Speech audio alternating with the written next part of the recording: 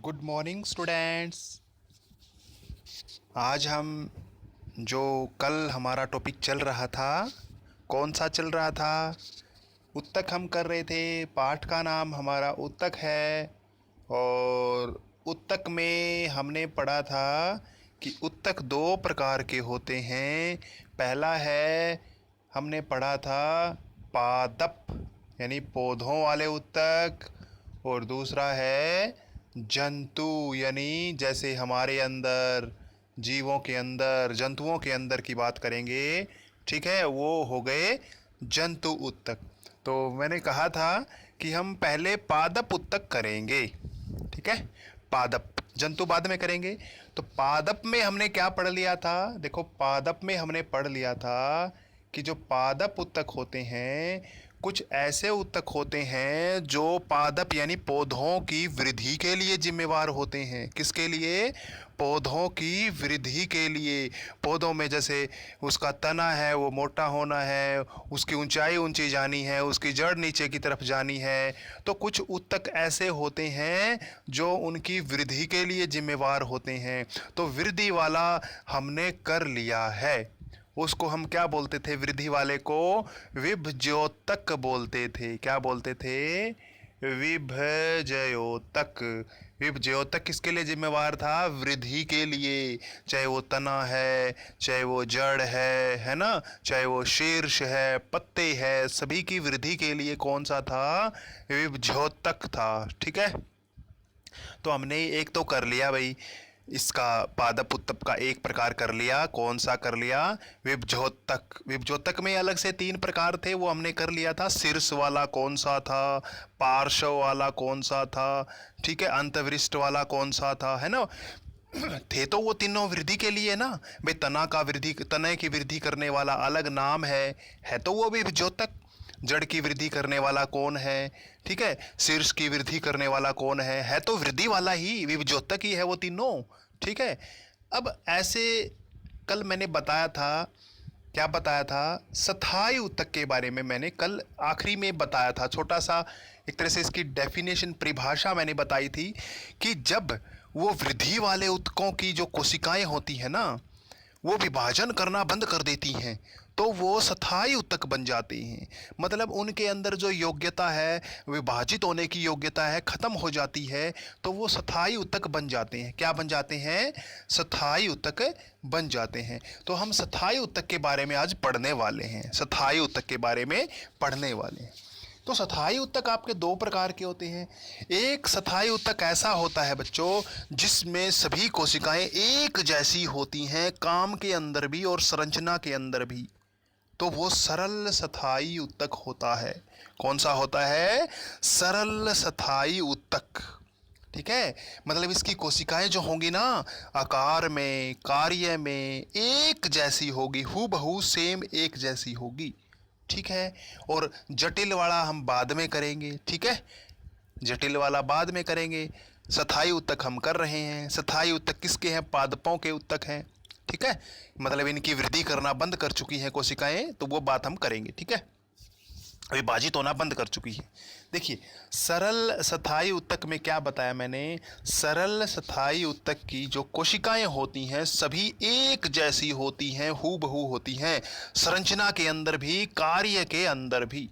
ठीक है, ये आपको याद रखनी है बात। हाँ बेटा,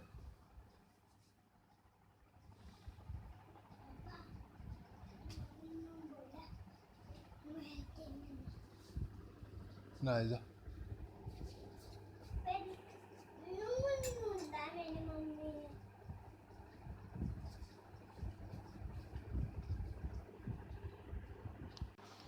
देखो, इसमें सरल स्थायी उत्तक के इसमें काफ़ी सारे टाइप्स हैं। काफ़ी सारे तो क्या हैं, तीन चार टाइप्स हैं, वो हम करेंगे। तो सबसे पहला है बच्चों पैरेन्काइमा या पैरेन्काइमा स्थायी, सरल स्थायी उत्तक। पैरेन्काइमा है ये, पैरेन्काइमा। ठीक है, नाम याद रखना है, नाम जरूरी है। ये काम क्या करता है, संरचना में कैसा होता है। अब ये तो हमें पता चल गया कि इनकी सभी कोशिकाएं एक जैसी होती हैं। ठीक है, पैरेन्काइमा की बात करेंगे तो देखो मैंने लिखा हुआ है कि इसकी जो ऊतक की कोशिकाएं होती हैं जीवित होती हैं, मतलब ये याद रखना है भी पैरेन्काइमा की जो शेल्स हैं, कोशिकाएं हैं, वो जीवित होती हैं और इनकी कोशिका जो भित्ति होती है वो पतली होती है। कैसी होती है? कोशिका भित्ति होती है, इन कोशिकाओं की क्या होती है? पतली होती है। किसके अंदर? पैरेन्काइमा के अंदर। देखो नाम इसमें याद रखना है, काम क्या है उसमें ज़्यादा डिफरेंस आएगा आगे जाके। अच्छा, इनकी जो कोशिकाएं हैं अंडाकार होती हैं, पतली होती हैं और लंबी भी होती हैं, ठीक है, ये याद रखना है। मतलब इसकी जो कोशिकाएं हैं इस तरह से अंडाकार की हम शेप कह सकते हैं, ऐसे ऐसे अंडाकार होती हैं, इस तरह से हम कह सकते हैं ये सतही ऊतक है, सरल सतही ऊतक है ये, ठीक है। सभी कोशिकाएं एक जैसी होती हैं इसकी, तो ये अंडाकार की बात हम करेंगे, इसमें अंडाकार होती है इसकी कोशिकाएं। और क्या बताया हुआ इसमें? ये कोशिकाएं बंधन मुक्त होती हैं। बंधन मुक्त का मतलब क्या है बच्चों? एक दूसरे से ये बॉन्ड नहीं बनाती, मतलब जुड़ी हुई नहीं होती, बंधन नहीं बनाती है ना, बंधन मुक्त होती हैं। एक कोशिका दूसरी कोशिका से बंधन नहीं होती, यानी जुड़ी हुई नहीं होती, ठीक है। और इस प्रकार की कोशिकाओं के बीच में जो काफ़ी स्थान होता है, सॉरी खाली स्थान होता है, वो काफ़ी होता है ना, काफ़ी रिक्त स्थान होता है, काफ़ी स्थान होता है, खाली स्थान होता है। मतलब जैसे इसके बीच में जैसे ये कोशिका हो गई, ये कोशिका हो गई, ये कोशिका हो गई, ये कोशिका हो गई, यानी इनके बीच में जो ये ब्लैंक खाली स्थान बच जाता है, ये कोशिका हो गई, ये खाली स्थान, काफ़ी सारा अच्छा खासा खाली स्थान होता है इनकी कोशिकाओं के बीच में, ठीक है। इसमें नई चीज़ आपने क्या पढ़ी? इसकी जो पैरेन्काइमा है, पैरेन्काइमा के अंदर जो कोशिकाएं होती हैं वो क्या होती हैं? जीवित होती हैं। और दूसरी बात याद रखनी है कि जो ये बंधन मुक्त होती हैं और इनकी कोशिकाओं के बीच में खाली स्थान ज़्यादा होता है। ये 3 पॉइंट मेन है इसमें, ठीक है। इनके काम क्या है इस पैरेन्काइमा ऊतक के, ठीक है। ये ऊतक पौधों के शरीर को, मतलब जो पौधे का जो पूरी बॉडी है ना, पौधे का पूरा शरीर है, उसको यांत्रिक मैकेनिकल सपोर्ट देते हैं। मैकेनिकल का मतलब है कोई हवा पानी, यानी जो भी कोई भी जिस तरह से बाहरी आघात की बात हम कर सकते हैं, तो मतलब उसको यांत्रिक सहायता प्रदान करता है। जैसे बच्चों हमारे ये कह सकते हैं हमारी लैग है, हमें यांत्रिक सहायता प्रदान करती है। यांत्रिक का मतलब है कुछ मैकेनिकल की बात करेंगे, सपोर्ट की बात करेंगे, सहायता की बात करेंगे, ठीक है। ये मैकेनिकल सपोर्ट देते हैं। जैसे मान के चलिए कोई दीवार है, कोई दीवार को अगर तुम धक्का मारोगे तो वो गिरेगी नहीं, क्योंकि उसके अंदर मैकेनिकल सपोर्ट अच्छी ज़्यादा है ना। वो मैकेनिकल सपोर्ट की बात हम करेंगे, यानी यांत्रिक सहायता की बात करेंगे, ठीक है। तो ये यांत्रिक सहायता प्रदान करते हैं। और ये ऊतक वेरी वेरी इंपॉर्टेंट है, इसमें लाइन, ये ऊतक भोजन और पोषक तत्वों का भंडारण करते हैं, स्टोर करते हैं। ये लाइन बहुत ही ज़्यादा इंपॉर्टेंट है कि ये भोजन का और अन्य पोषक तत्वों का क्या करते हैं? भंडारण करते हैं। इन ऊतक का काम ये है, क्योंकि इनकी कोशिकाएं का और कोई तो विभाजित होने का काम तो है ही नहीं, तो विभाजित होने का काम नहीं है, ये तो भोजन को स्टोर करने का काम करती है, ठीक है, ये याद रखना है। नेक्स्ट देखेंगे, इसमें बिल्कुल ईजी है, इसमें कुछ नोट मैंने डाला हुआ है, ये नोट करोगे आप, ठीक है। क्या चीज़ बताइए मैंने? देखो कुछ पैरेन्काइमा जो ऊतक होते हैं ना बच्चों, उनके अंदर क्लोरोफिल नाम का कोई पदार्थ पाया जाता है, ये तो आपको पता भी है, जो प्रकाश संश्लेषण की प्रक्रिया संपन्न करने में सहायता करता है, यानी जिसके कारण प्रकाश संश्लेषण की प्रक्रिया पूरी होती है, ठीक है। तो इसको हम क्लोरेन्काइमा बोलते हैं। देखो याद करने की जरूरत है, क्लोरेन्काइमा। देखो पेपर में ये आता है कि जिस ऊतक में क्लोरोफिल नाम का पदार्थ पाया जाता है वो कौन सा ऊतक है?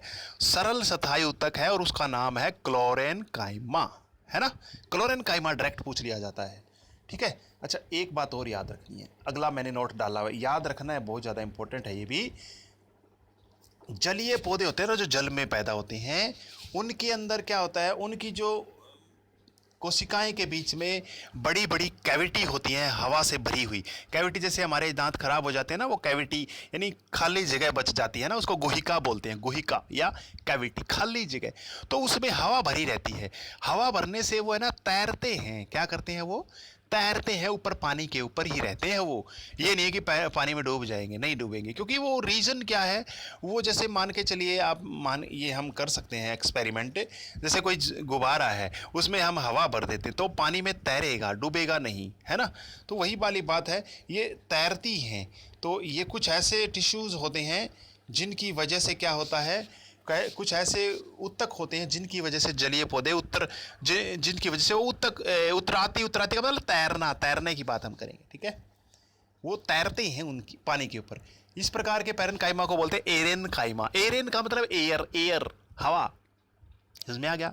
उनकी जो खालिस्तान है ना, उसमें हवा भरी रहती है। जैसे मैंने अभी बताया, गुब्बारे में हवा भर देंगे तो तैरता रहेगा वो, है ना। तो यानी उसमें हवा भरी रहती है, तो वो तैरते हैं, पानी के ऊपर उतराते हैं वो। यानी उतराते का मतलब यही है कि वो तैरते हैं, ठीक है। थैंक यू बच्चों, इतना ही करना है आज।